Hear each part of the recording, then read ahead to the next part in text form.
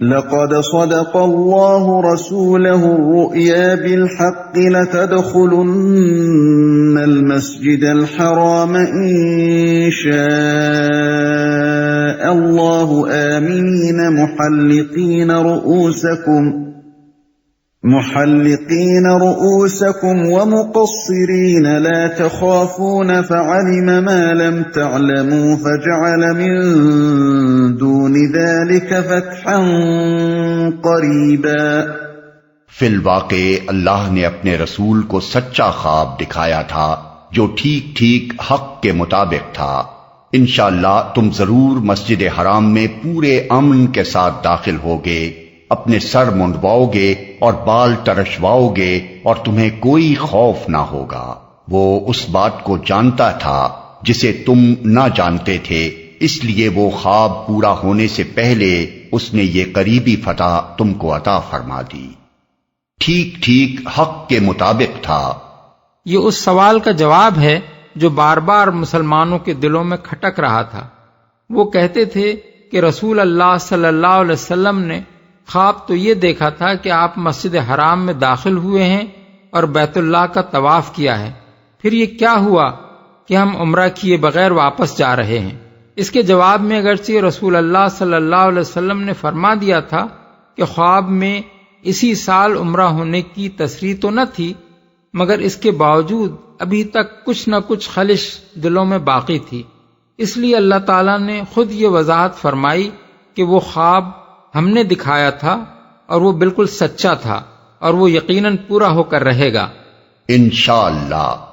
یہاں اللہ تعالیٰ نے خود اپنے وعدے کے ساتھ انشاءاللہ کے الفاظ جو استعمال فرمائے ہیں، اس پر ایک معترض یہ سوال کر سکتا ہے کہ جب یہ وعدہ اللہ تعالیٰ خود ہی فرما رہا ہے تو اس کو اللہ کے چاہنے سے مشروط کرنے کے کیا معنی ہیں؟ اس کا جواب یہ ہے کہ یہاں یہ الفاظ اس معنی میں استعمال نہیں ہوئے ہیں کہ اگر اللہ نہ چاہے گا تو اپنا یہ وعدہ پورا نہ کرے گا، بلکہ دراصل ان کا تعلق اس پس منظر سے ہے جس میں یہ وعدہ فرمایا گیا ہے۔ کفار مکہ نے جس ظلم کی بنا پر مسلمانوں کو عمرے سے روکنے کا یہ سارا کھیل کھیلا تھا وہ یہ تھا کہ جس کو ہم عمرہ کرنے دینا چاہیں گے وہ عمرہ کر سکے گا، اور جب ہم اسے کرنے دیں گے اسی وقت وہ کر سکے گا۔ اس پر اللہ تعالیٰ نے فرمایا ہے کہ یہ ان کی مشیت پر نہیں بلکہ ہماری مشیت پر موقوف ہے۔ اس سال عمرے کا نہ ہو سکنا اس لیے نہیں ہوا کہ کفار مکہ نے یہ چاہا تھا کہ وہ نہ ہو، بلکہ یہ اس لیے ہوا کہ ہم نے اس کو نہ ہونے دینا چاہا تھا، اور آئندہ یہ عمرہ اگر ہم چاہیں گے تو ہوگا، خواہ کفار چاہیں یا نہ چاہیں۔ اس کے ساتھ ان الفاظ میں یہ معنی بھی پوشیدہ ہیں کہ مسلمان بھی جو عمرہ کریں گے تو اپنے زور سے نہیں کریں گے بلکہ اس بنا پر کریں گے کہ ہماری مشیت یہ ہوگی کہ وہ عمرہ کریں، ورنہ ہماری مشیت اگر اس کے خلاف ہو تو ان کا یہ بلبوتا نہیں ہے کہ خود عمرہ کر ڈالیں۔ امن کے ساتھ داخل ہوگے۔ یہ وعدہ اگلے سال ذی القعدہ سن 7 ہجری میں پورا ہوا۔ تاریخ میں یہ عمرہ عمرۃ القضاء کے نام سے مشہور ہے۔ سر منڈواؤ گے اور بال ترشواؤ گے۔ یہ الفاظ اس بات پر دلالت کرتے ہیں کہ عمرے اور حج میں سر منڈوانا لازم نہیں ہے بلکہ بال ترشوانا بھی جائز ہے۔ البتہ سر منڈوانا افضل ہے کیونکہ اللہ تعالیٰ نے اسے پہلے بیان فرمایا ہے اور بال ترشوانے کا ذکر بعد میں کیا ہے۔ هو الذي أرسل رسوله بالهدى ودين الحق ليظهره على الدين كله وكفى بالله شهيدا۔ وہ اللہ ہی ہے جس نے اپنے رسول کو ہدایت اور دین حق کے ساتھ بھیجا ہے تاکہ اس کو پوری جنس دین پر غالب کر دے، اور اس حقیقت پر اللہ کی گواہی کافی ہے۔ اس مقام پر یہ بات ارشاد فرمانے کی وجہ یہ ہے کہ حدیبیہ میں جب معاہدہ صلح لکھا جانے لگا تھا اس وقت کفار مکہ نے حضور کے اسم گرامی کے ساتھ رسول اللہ کے الفاظ لکھنے پر اعتراض کیا تھا، اور ان کے اصرار پر حضور نے خود معاہدے کی تحریر میں سے یہ الفاظ مٹا دیے تھے۔ اس پر اللہ تعالیٰ فرما رہا ہے کہ کہ ہمارے رسول کا رسول ہونا تو ایک حقیقت ہے جس میں کسی کے ماننے یا نہ ماننے سے کوئی فرق واقع نہیں ہوتا. اس کو اگر کچھ لوگ نہیں مانتے تو نہ مانے، اس کے حقیقت ہونے پر صرف ہماری شہادت کافی ہے. ان کے انکار کر دینے سے یہ حقیقت بدل نہیں جائے گی، بلکہ ان کے علی الرغم اس ہدایت اور اس دین حق کو پوری جن سے دین پر غلبہ حاصل ہو کر رہے گا جسے لے کر یہ رسول ہماری طرف سے آیا ہے، خواہ یہ منکرین اسے روکنے کے لیے کتنا ہی زور مار کر دیکھ لیں. پورے جن سے دین سے مراد زندگی کے وہ تمام نظام ہیں جو دین کی نوعیت رکھتے ہیں.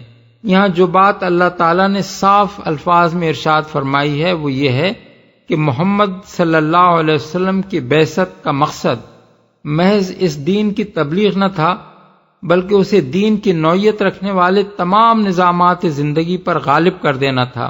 دوسرے الفاظ میں آپ یہ دین اس لیے نہیں لائے تھے کہ زندگی کے سارے شعبوں پر غلبہ تو ہو کسی دین باطل کا اور اس کی قہرمانی کے تحت یہ دین ان حدود کے اندر سکڑ کر رہے جن میں دین غالب اسے جینے کی اجازت دے دے، بلکہ اسے آپ اس لیے لائے تھے کہ زندگی کا غالب دین یہ ہو، اور دوسرا کوئی دین اگر جیے بھی تو ان حدود کے اندر جیے جن میں یہ اسے جینے کی اجازت دے.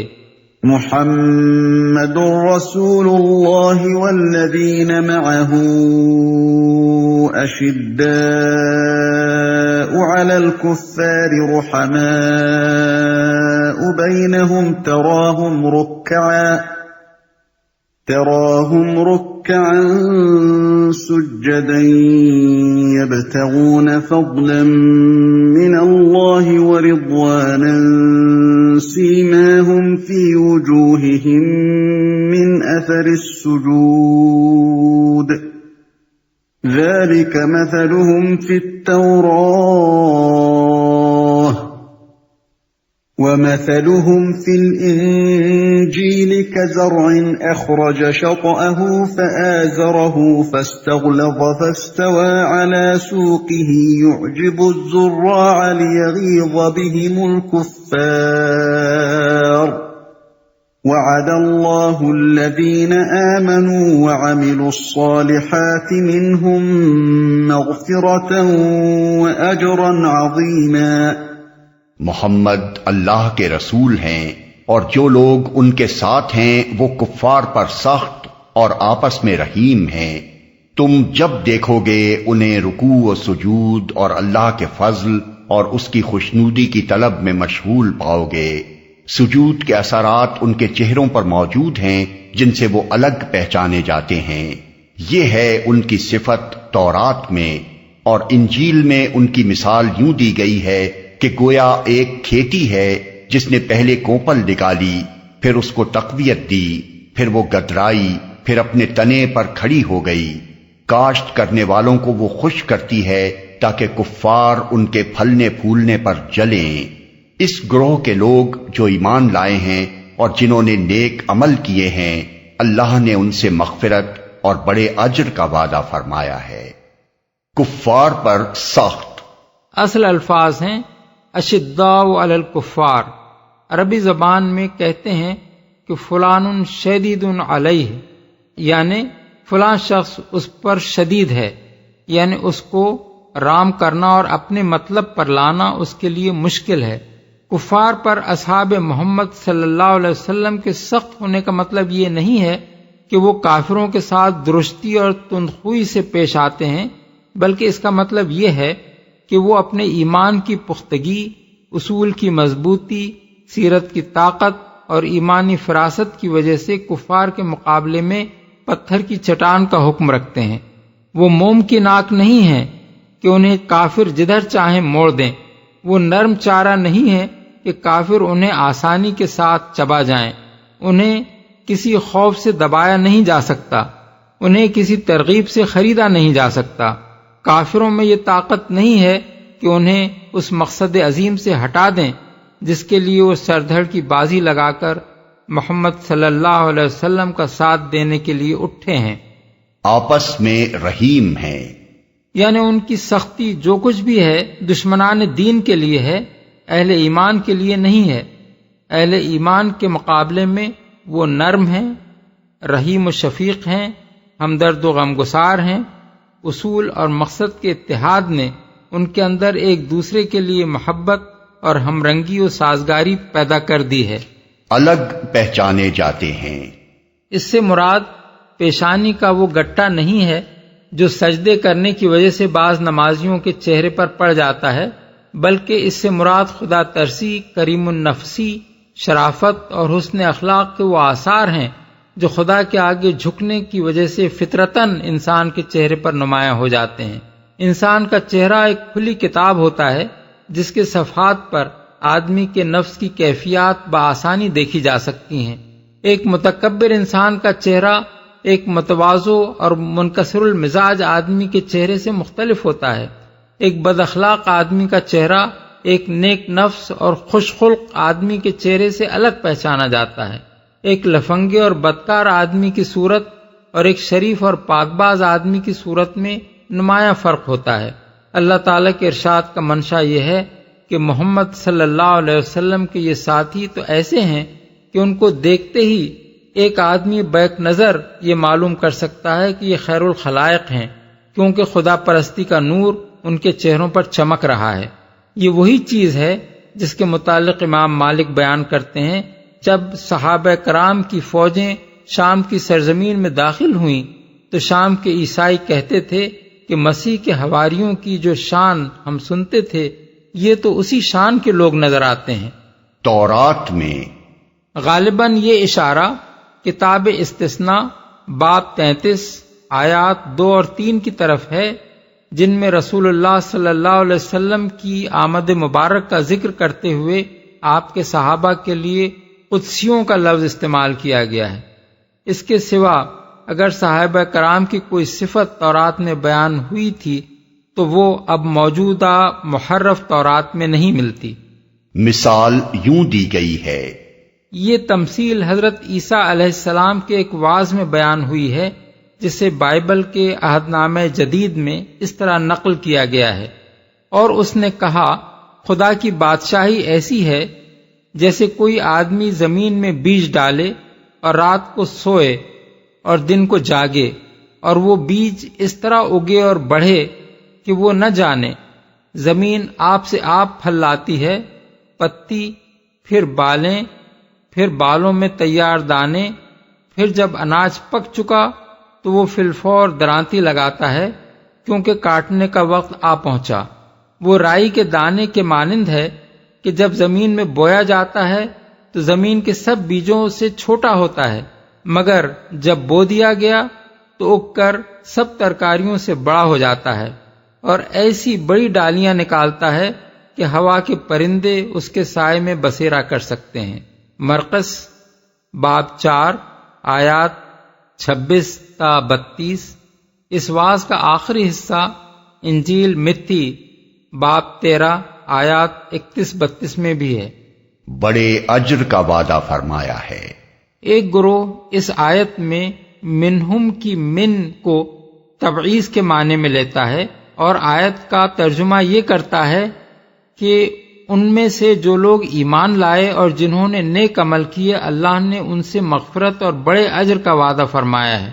اس طرح یہ لوگ صحابہ پر طعن کا راستہ نکالتے ہیں اور دعویٰ کرتے ہیں کہ اس آیت کی روح سے صحابہ میں سے بہت سے لوگ مومن و صالح نہ تھے، لیکن یہ تفسیر اسی سورت کی آیات 4، 5، 18 اور 26 کے خلاف پڑتی ہے اور خود اس آیت کے ابتدائی فقروں سے بھی مطابقت نہیں رکھتی۔ آیت 4-5 میں اللہ تعالیٰ نے ان تمام صحابہ کے دلوں میں سکینت نازل کیے جانے اور ان کے ایمان میں اضافہ ہونے کا ذکر فرمایا ہے جو حدیبیہ میں حضور کے ساتھ تھے، اور بلا استثناء ان سب کو جنت میں داخل ہونے کی بشارت دی ہے۔ آیت 18 میں اللہ تعالیٰ نے ان سب لوگوں کے حق میں اپنی خوشنودی کا اظہار فرمایا ہے جنہوں نے درخت کے نیچے حضور سے بیعت کی تھی، اور اس میں بھی کوئی استثناء نہیں ہے۔ آیت 26 میں بھی حضور کے تمام ساتھیوں کے لیے مومنین کا لفظ استعمال کیا ہے، ان کے اوپر اپنی سکینت نازل کرنے کی خبر دی ہے اور فرمایا ہے کہ یہ لوگ کلمہ تقوی کی پابندی کے زیادہ حقدار ہیں اور اس کے اہل ہیں۔ یہاں بھی یہ نہیں فرمایا کہ ان میں سے جو مومن ہیں صرف انہی کے حق میں یہ خبر دی جا رہی ہے۔ پھر خود اس آیت کے بھی ابتدائی فقروں میں جو تعریف بیان کی گئی ہے وہ ان سب لوگوں کے لیے ہے جو محمد رسول اللہ صلی اللہ علیہ وسلم کے ساتھ تھے۔ الفاظ یہ ہیں کہ جو لوگ بھی آپ کے ساتھ ہیں وہ ایسے اور ایسے ہیں۔ اس کے بعد یکایک آخری فقرے پر پہنچ کر یہ ارشاد فرمانے کا آخر کیا موقع ہو سکتا تھا کہ ان میں سے کچھ لوگ مومن و صالح تھے اور کچھ نہ تھے۔ اس لیے یہاں من کو تبعیض کے معنی میں لینا نظم کلام کے خلاف ہے۔ در حقیقت یہاں من بیان کے لیے ہے، جس طرح آیت فَاجْتَنِبُوا الرِّجْسَ مِنَ الْأَوْثَانِ بتوں کی گندگی سے بچو میں من تبعیض کے لیے نہیں بلکہ لازماً بیان ہی کے لیے ہے، ورنہ آیت کے معنی یہ ہو جائیں گے کہ بتوں میں سے جو ناپاک ہیں ان سے پرہیز کرو، اور اس سے نتیجہ یہ نکلے گا کہ کچھ بت پاک بھی قرار پائیں گے جن کی پرستش سے پرہیز لازم نہ ہوگا۔